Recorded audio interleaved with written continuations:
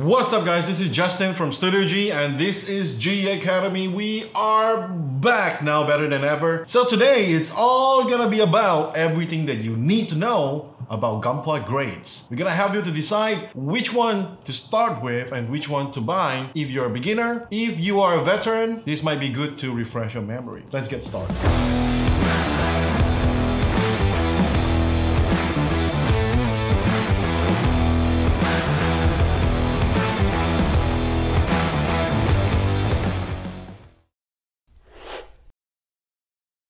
First, let's talk about No Grades, which is released in 1980 by Bandai and it has been re-released throughout the years. So what I have here in my hands is an example of No Grade. It has very limited articulation. It's usually made in 1/60 size, so it's yay tall. And then the construction of it is really super basic. Probably like a $2 China toy. It feels like it, it looks like it. It requires painting and gluing just to hold the whole thing together. The term no grade applies to multiple 1/144 or 1/100 scale model kits. The one I have over here is actually 1/60. Anything that Bandai has created that has no specific grade on it falls onto this category. If you're interested in vintage looking toys like, you know, those tin can robots, this is kind of perfect for you. And if you need a small and light project or for you to practice your airbrushing skills or customizing skills, even scribing itself, it's perfect for this kit because they cost next to nothing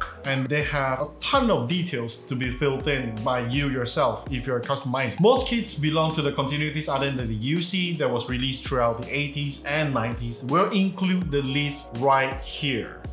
It's very long. Next, let's move on to first grade. In my hands, this is a 1/44 first grade kit. Just like the no grade, it has limited articulation, the build quality is and it has no paint on it. So you gotta paint it yourself. It's perfect if you're practicing. And if you like vintage looking stuff, this might be the one for you. It costs next to nothing and they were produced starting from 1999 and Bandai has released them throughout the years as well. The first original line was introduced during Bandai's 20th anniversary Big Bang project in 1999 as a modern take of the original 1980s kits. So apparently these were remakes and they're supposed to be better than the original one. The kits are molded in one color. It has no polycaps, but they do feature a little bit of snap builds here and there, but to hold everything in place, you still kind of need cement, which is a glue that we use in model making to kind of melt the plastic and bond them together. The second incarnation of this line was introduced in the year 2007. The kits were molded in multiple colors and the 4 box covers can be combined into one 00 series related mural. Some say it's Plotomaya, some say it's Plotomoli. I don't know how to say it. So let's just call it 00 series related mural. The price for these kits were around $10 to $16. They're not really that expensive. They are very easy to put together. And if you're looking for vintage looking stuff, he's the one. And he can even do worms. Oops. Moving on.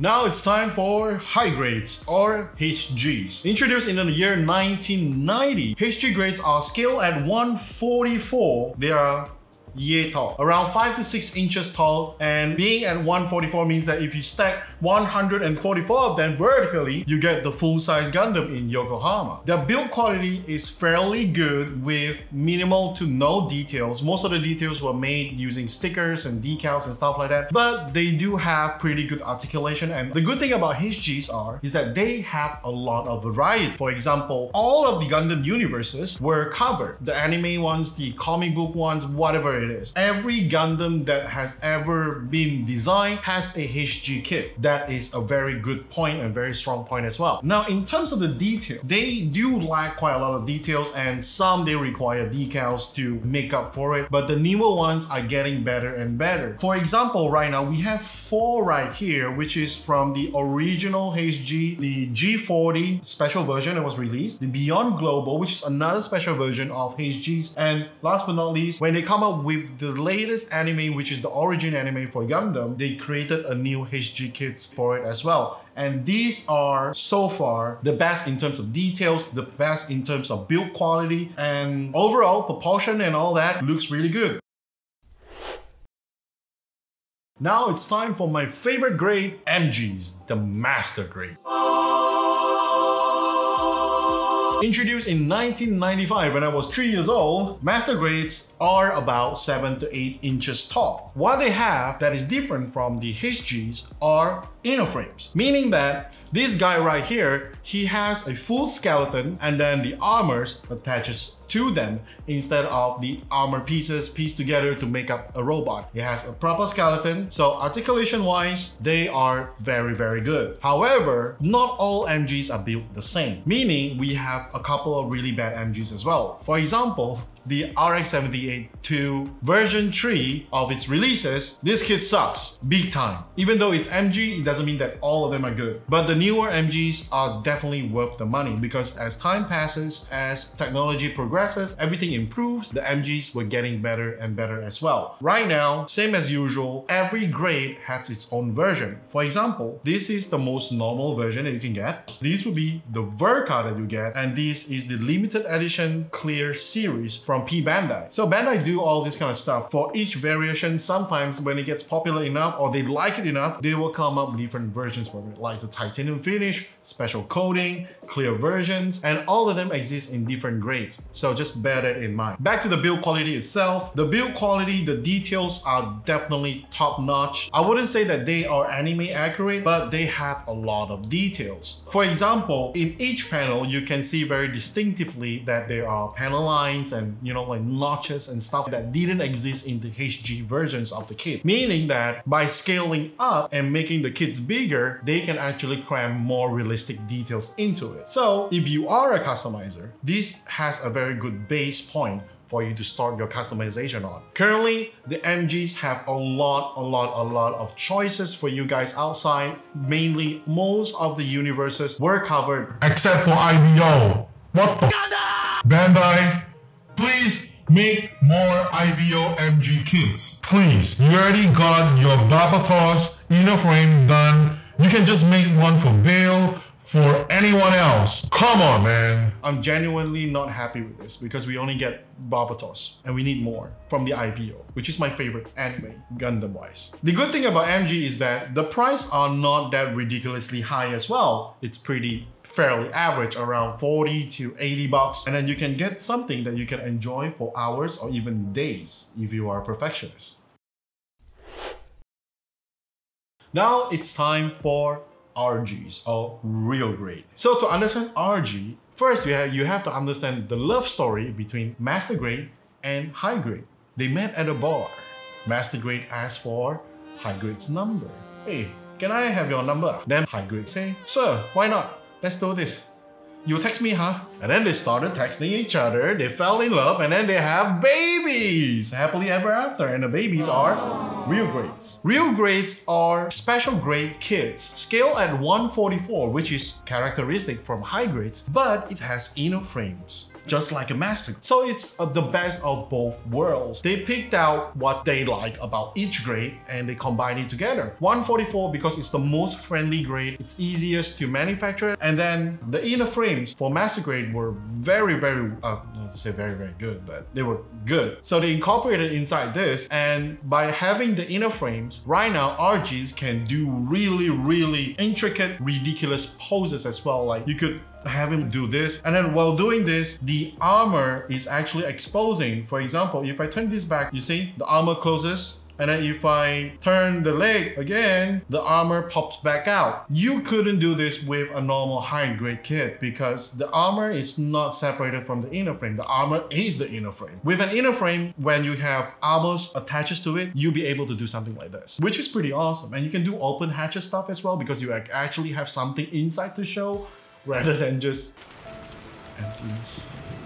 But anyway, so the new kid on the block, RG, is scaled at 144, just to recap, and they are around 5 to 6 inches tall, not too big, not too small. If you're thinking of getting an RG, you gotta be extra careful on one thing. Based on my experience, RG didn't really get that good until the release of the new Gundam, which means anything before new Gundam, it's kind of flimsy. I'm not gonna lie. Just like everything involves technology, everything evolves and everything improves. So, for example, the RX-78-2, you know what I'm talking about? This is what I'm talking about, okay? Just like the RX-78-2, this is actually the first ever RG that Bandai releases, and it sucks. But I don't blame them because it's their first. Because the latest release of the God Gundam, or whatever it is, I don't even need to build it to know that it's good because the technology has changed. The pre-molded inner frames have changed as well. Instead of using those flimsy rubber-ish plastic, right now it's all hard plastic. You can now actually assemble them instead of having the pre-molded stuff that we get out of the box like the one from RG. Not to say that pre-molded stuff is not good, but when we have model kits like this, we like to play with them here and there. The problem is that they get really loose over time, and then sooner or later, see, the thing broke again. So sooner or later, it's gonna get really loose, and then your Gundam kits will start doing the split.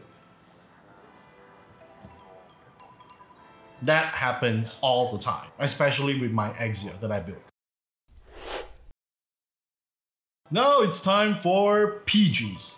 Perfect grades. The so-called perfect guys. Well, that's not true. PG is the ultimate mecha model making Gundam experience. They are like the Rolls-Royce of the Gundam world. Or, I don't really like Rolls-Royce, I'm more of a Ferrari kind of guy, so...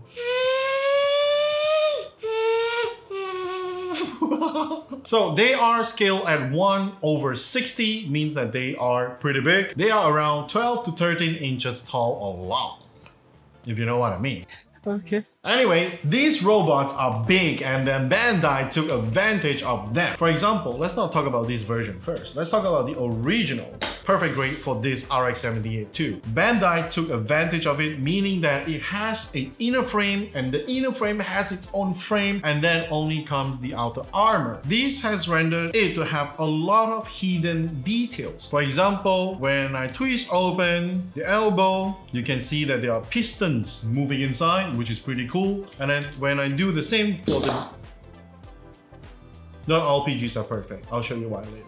So when I open up the elbow, the knee, you can see even more hidden details with moving piston rods. Those are very, very cool, especially for a mech, right? But like I said, not all PGs are built perfectly. For example, for this version, again, this is actually Bandai's one of the first PGs that Bandai's produced, and they made some mistakes. The pegs are very small, right? For such a big part, the pegs are very, very small, which I don't know why they do this, because clearly, given the size of this, they have lots of space to improve this thing and make bigger pegs so that it would stay on a little bit better. Build quality wise, they are definitely top notch, that's for sure. Details, it depends on the kit, right? For example, the RX-78-2 PG being that old release, it lacks a lot of detail. However, if we look at the newer version of the RX-78-2, they learn from their mistakes and then they make very, very good versions out of it. So they have come up with something that is called PGU, Perfect Grade Unleashed. It's like they were leashed before, now it's unleashed. So with this Perfect Grade Unleashed, I'm pretty sure that almost everybody has known about this. And if you don't know about this, do a little bit of research and you see why that this kit is pricey and this kit is so fun to build because it has lots of gimmicks. For example, a lot of the hatches can be opened on the legs here, can be opened on the knee, can be opened too, like this. The shin or the leg can be opened too. So there's a lot of gimmicks that goes into this new PG. And I believe that this should be the standard moving forward. In short, PGs are pricey, but it's totally worth it. They are big enough so that if you have big hands like me, you feel extra comfortable holding this, playing with it, posing it without too much fear of breaking your kit. And PGs, being that it's quite big and all that, they usually come with LEDs as well, but Bandai has made them a separate thing, so they are sold separately. But But if you get them, definitely lighting them up, lighting your kids up without any customization from yourself is pretty cool. In short, they require very minimal effort to make your kids look good. The only problem is that PGs are hard to produce, hard to design, hard to engineer. So there's only a handful of them out there. Not literally a handful, you would need 2 person with 4 hands. But yeah, there's only 19 kits out there for you to choose from. But even still, each kit will be taking up like at least 4 to 5 or even a week of your time just building it and making sure that everything is perfect, all nut marks are clean, all sanded and all that stuff. So value for money is definitely very high. Honestly speaking, if I were you and you have a little bit of money in your pocket, just go for this. No regrets. Moving on.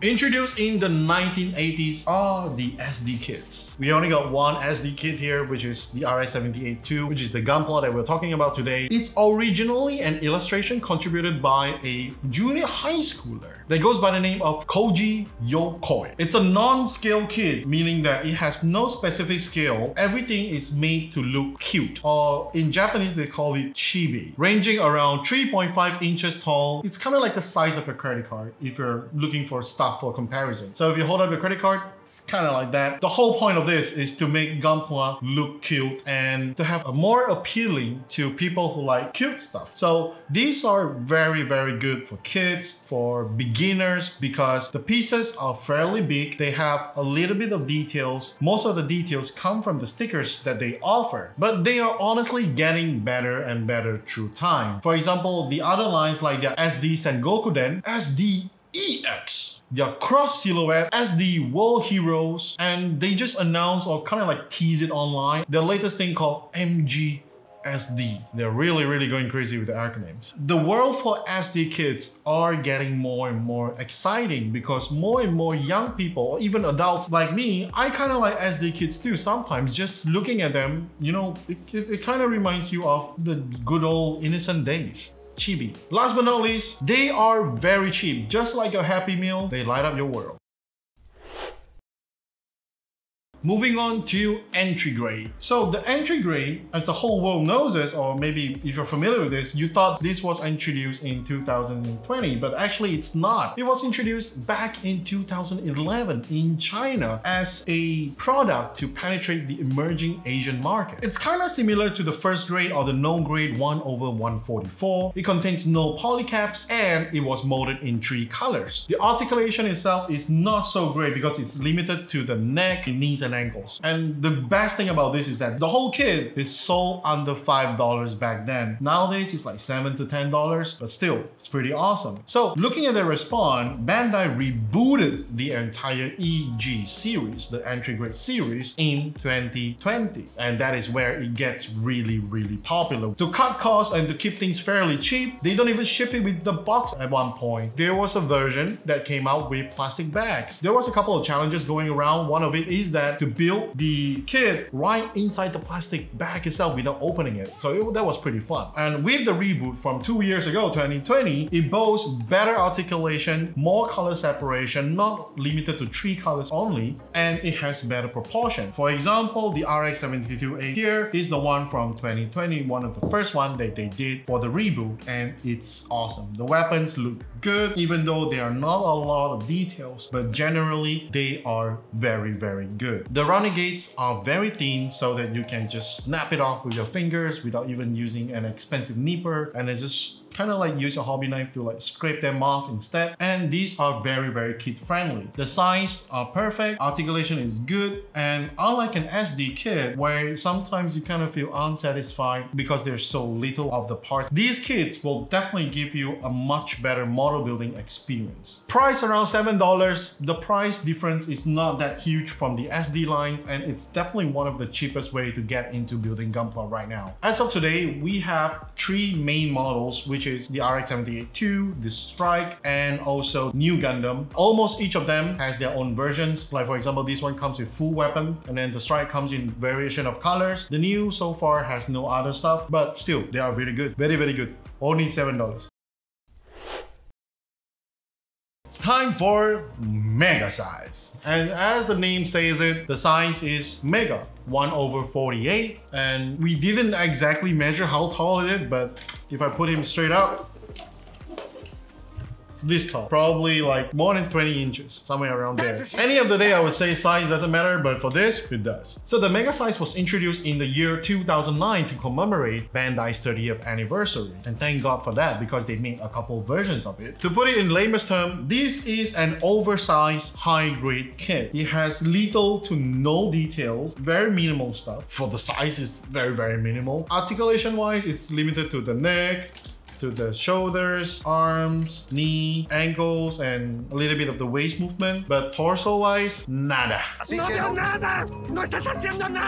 None at all. So it has not much of details, very little articulation. It's an oversized HG, which is awesome. Are you guys crazy? Like, can't you see this? How awesome it is? As a customizer myself, I love this thing because it's big, it's flashy, and the proportion is actually very nice. And it has no details, which means I can add my own details. So if you are a customizer, get this kit. It's super awesome. You have so much space to add your own personal detail. Other than that, they are actually priced not that high, unlike a PG. Because of their lack of details, the lack of inner frames and all that good stuff, they are actually priced between $50 to $70, very affordable, and having one kit will definitely make a statement in your living room or whatever room that you display him in. You have a bunch of the small ones, and then you have this big boy, the big boy, standing at the back. Awesome. So one bad thing about the oversized mega size is that they do not have too much of variety in the kit selection itself. They only got the RI-78-2, the Charles Zaku, Zaku 2, the H1, H2, and then last but not least, the Unicorn. Obviously, there are a lot more special versions of it,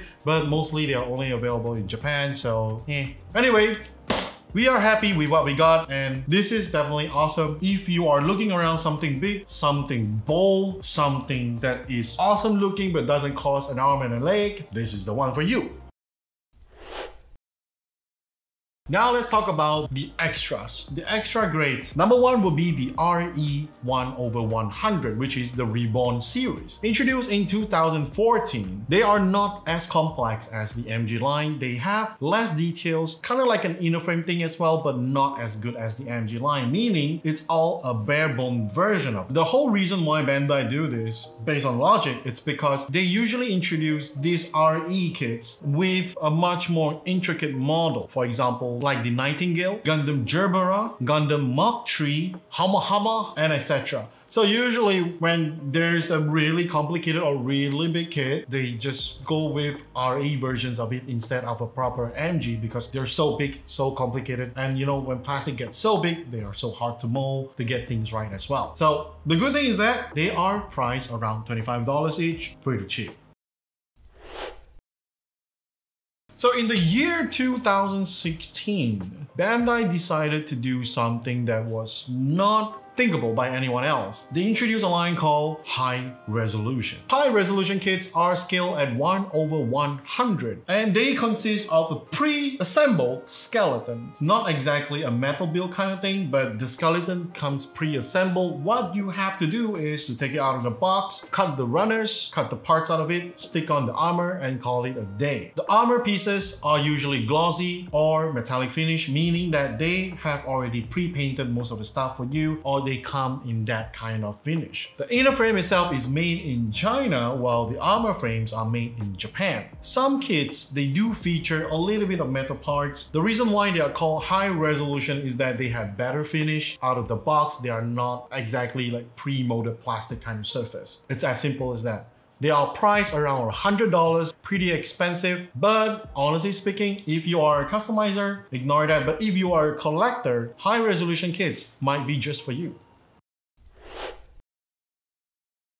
Every 10-year anniversary, Bandai do something special, something radical, something big, like the 30th anniversary for Mega Size. And for 40th anniversary, Bandai did two things. The G40 and one more thing, which is the MGEX. Stands for extreme or extremely expensive. So the first one I did was the MG Unicorn. That's why we don't have it here. But me personally, I have built it and I have customized it, so I know how good it is. And it's really, really awesome. And why? It's because it has extreme gimmick. For example, the Unicorn, you can change its armor, and the MGEX does the best at this. Extreme gimmick, extreme LEDs as well. Instead of individual LEDs, they have designed a foldable LED ribbon that goes around the entire skeleton of the Unicorn, and it's awesome. And then extreme articulation, you can do poses that you couldn't imagine with the MGEX series, and extreme internal structure as well, meaning the inner frame, it's probably the best engineered inner frame that I have ever seen. Based on my own personal experience, the MGEX really is the pinnacle of whatever Bandai can do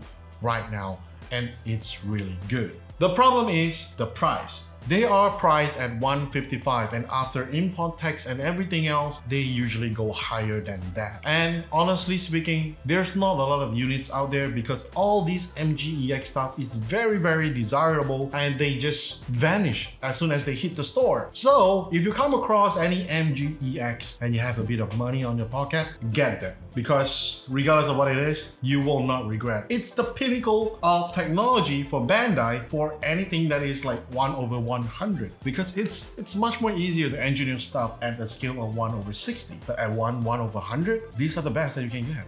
So get them if you can. So in the year 2021, Bandai did something again. They released something called the FM, Full Mechanics, which actually is just a grade that it's kind of like a reborn grade. The RE 1/100 that we spoke about, it caters to whatever that Bandai doesn't want to include into their regular master grade or whatever grade line. For example, like the IBO. Why you don't want to include the IBO into the regular grade series? Why do you have to chuck it to the side like a middle child that nobody loves or gets less attention?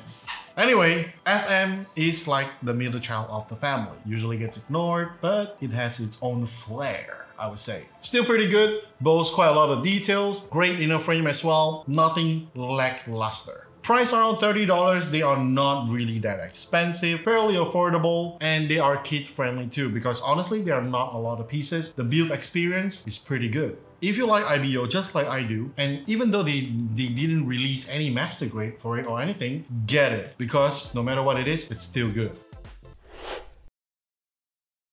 Now, last but not least, the bus. It has no grade, no anything. It's just a line of products that Bandai releases as well that features only the bus. And this one I have here is the one from Yokohama, where they built the real life Gundam that everybody knows, and they made versions of it here. A small one, but only the bus. So basically, they are a couple branding or versions that they tuck under the bus. One is called Formania. This one has no specific name to it, so it's just a bus. The other one is called Ultimate Mechanics, but it's spelled with the X. So the Formania was released in the year 2010. They only made 3 bus for it. The new, the Suzabi, and the Zephyrus Full Burden. Good luck finding those, I would say, because they didn't produce a lot of them and they were sold out as soon as they hit the store. Honestly speaking, those kits, I don't think that they made it out of Japan. They feature opening hatches, LED lights, all the other gimmicks and stuff that involves battery powered. So it's pretty cool. Only for $150 to $200-ish, you get that all that kind of stuff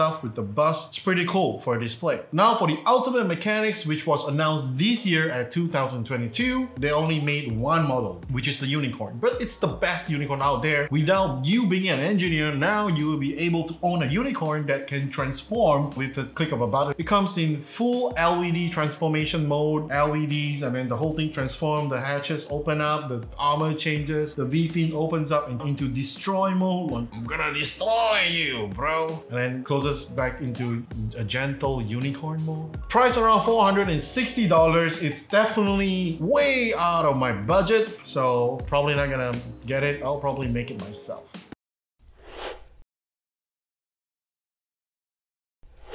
In conclusion, now you know all about the grades in Gunpla. And whatever that I've just said should help you to make better decisions when you're buying a kit, or at least now you know what do they mean or what do they represent. If you like this video, click the like button. It really helps the video a lot. And you know what will help us even more? If you share it with your friends. If you have friends who are into Gunpla as well and you think that he probably needs a bit of brush up on his Gunpla knowledge, feel free to share this video with him and help him to brush up his knowledge. Thank you very much again. My name is Justin. Subscribe to the channel. This is G Academy. I'll see you guys in the next one. Bye-bye.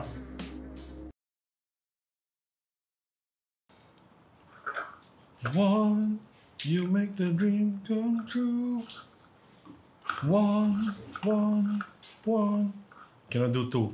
He cannot do two.